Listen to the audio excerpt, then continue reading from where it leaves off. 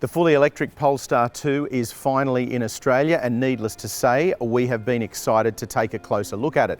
There's been a lot of buzz about this brand since the very first concept design was released, and everybody wants to know what it's like. Throughout this video, we're going to take a look at the front and rear seats, inside the boot as well, and then of course how it drives. We've been really excited to drive this Polestar 2. We want to know what it's like. You've been asking questions about it. Let's find out.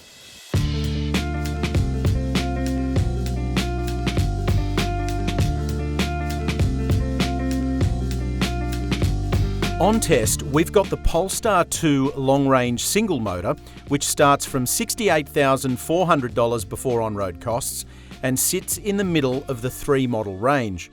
The standard range single motor starts from $63,900 before on-road costs, while the flagship long-range dual motor starts from $73,400 before on-road costs.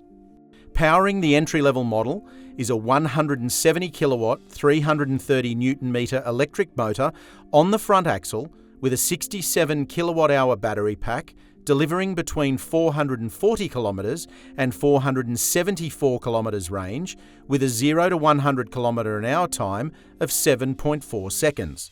The model we're testing gets the same electric motor with a 75 kilowatt hour battery pack, capable of between 510 kilometres and 542 kilometres. The 0 to 100 km an hour time is the same. The flagship long-range dual motor uses the same 75 kilowatt hour battery pack, but with dual electric motors for combined outputs of 300 kilowatts and 660 newton metres and a 0 to 100 km an hour time of just 4.7 seconds. Range for that model is between 455 kilometres and 482 kilometres. When is a Volvo not a Volvo? Well, when it's a Polestar, and this badge brings with it an air of, what is that? What's that car that they're driving? Already this morning, just in shooting this video, we've had a couple of people come up to us and say, what is that car? What brand is it? And then you say it's a Polestar, it's a Volvo. It's not really a Volvo, it's their electric vehicle division. But that's what this Polestar is all about, and I think there's going to be a certain level of cachet that comes with driving one because people are going to want to know what it is. The styling, I think, is really sharp. I love the headlight signature. The DRLs at the front look really, really nice when you see them approaching you in the mirror if you're driving in front of one. This one we're testing has the standard 19-inch alloy wheels. There are 20s that are available as an option.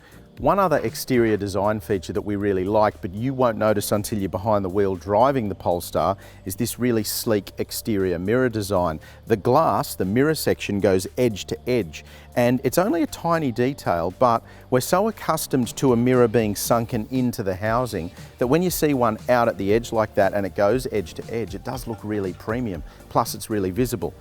I do wonder though, is it a thing of design over substance? Because how's it going to go if it gets belted by somebody, whether it's you or them? Time will tell. Classy, elegant, stylish. They are 3 words that I think you could use for the cabin of the Polestar. In effect, this feels like one of those premium Nordic hotels that you go into and there's timber finishes and it's very muted and very classy and not overstated. That's what the Polestar cabin feels like. Before we get to the stuff that we love though, let's look at 2 factors that we don't.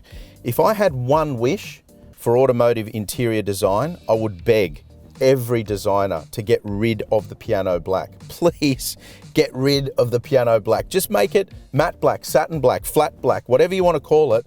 Just get rid of the gloss black. You end up with fingerprints everywhere. You end up with dust everywhere. Lucas and I, before we shot this, have been running around with rags trying to clean stuff because you got piano black through here where the shifter is. You got piano black here on the steering wheel. You're going to get fingerprints on the screen. That's fine. We can live with that. But elsewhere throughout the cabin, please, automotive designers, just kill it and move on. Secondly, I don't love the glass roof. I know you're not actually getting burnt through it like you do with some of the glass roofs, but in a climate like Australia, where for the week that we've had this, it's been 30 to 32 degrees, it feels like you're getting burnt. It feels like there's light coming through there. I'd really prefer a proper cover to come across, or just a regular steel roof. If you want a sunroof, option it in, but I just don't think these big glass sunroofs work, or glass roofs work in the Australian climate. Now, with those two out of the way, let's move on to the stuff that we do love. The satin finish on this timber is beautiful. It looks stunning. The soft touch surfaces everywhere you look are really, really nicely executed. The details, the way that everything is integrated into the cabin. This central control screen is enormous. It's like an iPad or a tablet mounted in there, but it doesn't look like an afterthought. It doesn't look like Polestar's just whacked it in there and gone, oh yeah, we need a screen, and just thrown it up in there. It looks like it belongs. Even though there's some piano black there that we don't love, the steering wheel controls are really easy, and again, they're minimalist too. There's not 1,000 buttons in there that you don't need. The driver display is beautiful as well. At the moment, it's showing 96%, 430 kilometre range, because of course, we charged it overnight before we started. Now, throughout the infotainment and tech in this car, there's a million things to learn. With these electric vehicles, what you're going to find is you're going to want to sit down with it and really get familiar with it. You're going to want to do a lot of that before you drive off. With a regular car, you can drive off and then go, oh, I want to change the radio station. Oh, I want to go from digital to FM, and do it through the system, and it's relatively simple. With an electric vehicle, there are so many things going on that you want to take the time to work it all out before you drive. When we started off this morning, there was an over-the-air update that had come in that was going to take an hour and a half to run. So of course we had to not do that because we wanted to drive, so we'll do that tonight when we park it. I love a lot of the technology too, and the way that it works. You can put mapping in. It shows you a bunch of different destinations, for example, what sort of battery range you're going to have when you get there. It obviously shows you where all the charging stations are, things like that.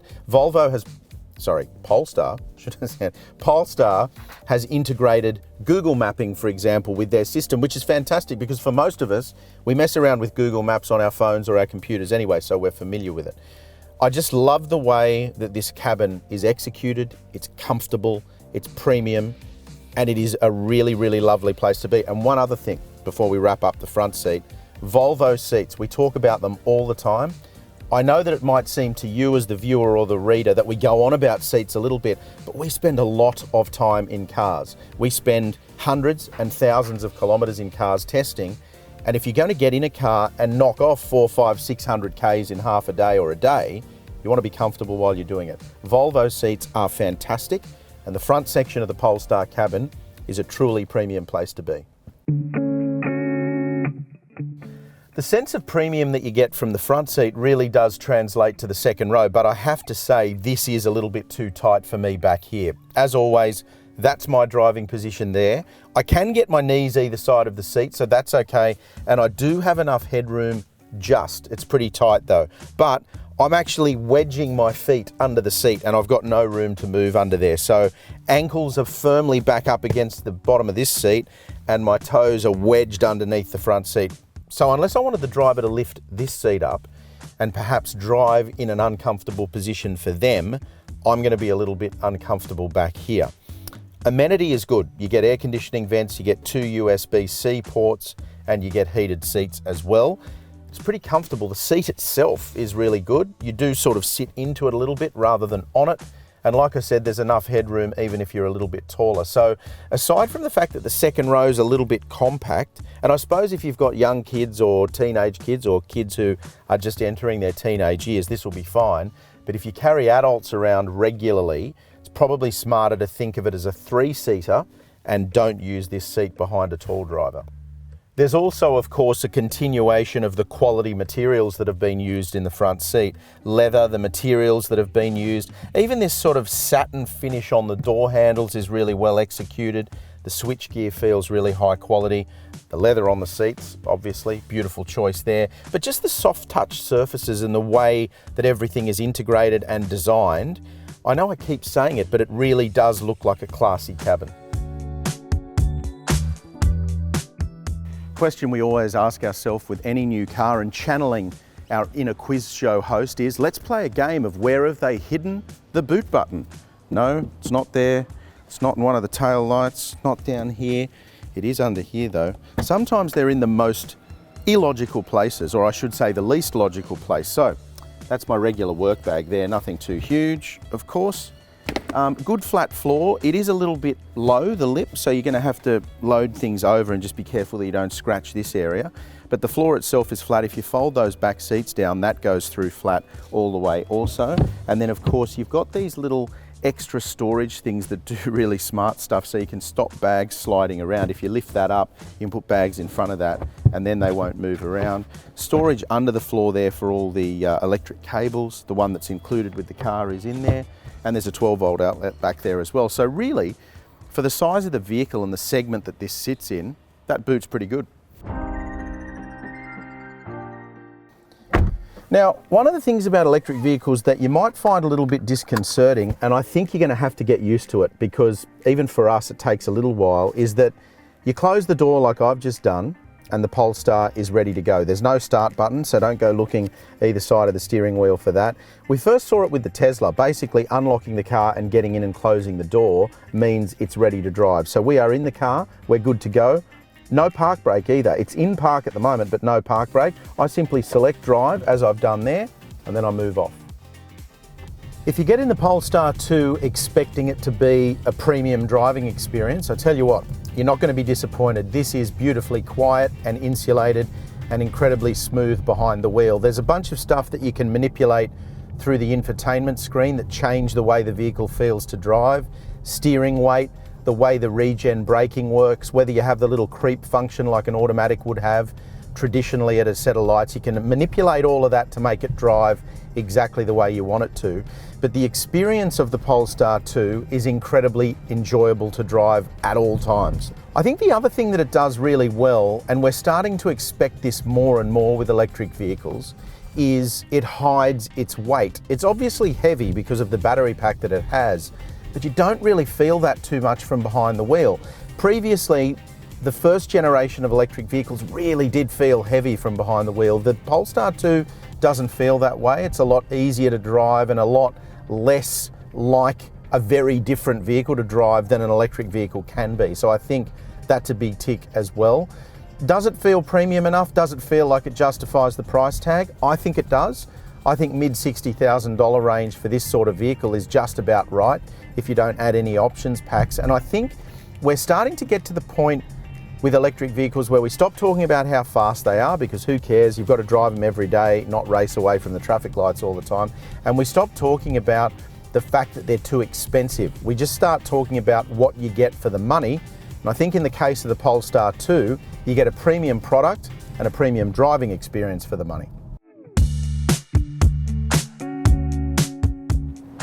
Well, this 50 kilowatt charger that the NRMA's put in Homebush, it's one of the most hot ticket items in the whole of Sydney. We've driven past 3 times today and finally got in a park and been able to charge. We come past this one a lot because it's close to our office, it's easy to get to, and there's always someone charging their vehicle on it. Now that's something that you're going to have to take into account if you own an electric vehicle, because if you're out on the road, you're going to need to use public charging infrastructure. And I don't want to sound like a Luddite here, but we really do need governments, both local, state and federal, to get on board with this, to install technology like this, because if it wasn't for the NRMA, we wouldn't have this charger here, and it'd be hard to charge your electric vehicle out on the road. All Polestar 2 models are capable of charging from 0 to 80% in 35 minutes at a rate of up to 130 kilowatts in the standard range or 155 kilowatts in the long-range model. It's worth noting, though, that most current fast charging infrastructure in Australia, aside from Tesla's network, inputs 50 kilowatts into the battery pack, even though the car is capable of taking on more charge. When you buy a new Polestar 2, the sales experience includes the contact details of up to 5 home charger installers, so you can shop around to get the best deal to suit your home garage or carport. It's worth shopping around too because pricing can vary. And if you're stuck at a charging station, Polestar has you covered with at least 2 minutes of pulsating action thanks to their native Space Invaders inspired video game. Another car review, another car that looks better in the shot without me in it. There's nothing new there. I know that you guys already know that. Now, before we wrap this up, a little bit of YouTube housekeeping. Don't forget to hit that like button. In fact, smash it. why don't you smash the like button? Don't forget to click on subscribe so you stay up to date with all of our latest video content. And of course, the full review for the Polestar 2 and all of our other content is over at Drive.com.au. Now, we are hugely impressed with this Polestar 2. We were looking forward to driving it, and I can tell you, after spending a week with it, it does not disappoint. But I've got a question for you guys. Will the Polestar 2 change your perception of electric vehicles? Does it have the chops to change your perception of electric vehicles? Let's have a look at a couple of things. It's a mid-$60,000 vehicle. It's built like a Volvo. It's got a 400-kilometre range in the real world. So the question is, does this move the game forward for electric vehicles in Australia? I reckon the answer is yes. Well, as you guys know, the electric vehicle revolution is well and truly happening. And if you want to take a look at some of our other content, you can click up there and look at the Lexus UX electric video. And then, of course, there's also the new Hyundai Ioniq 5.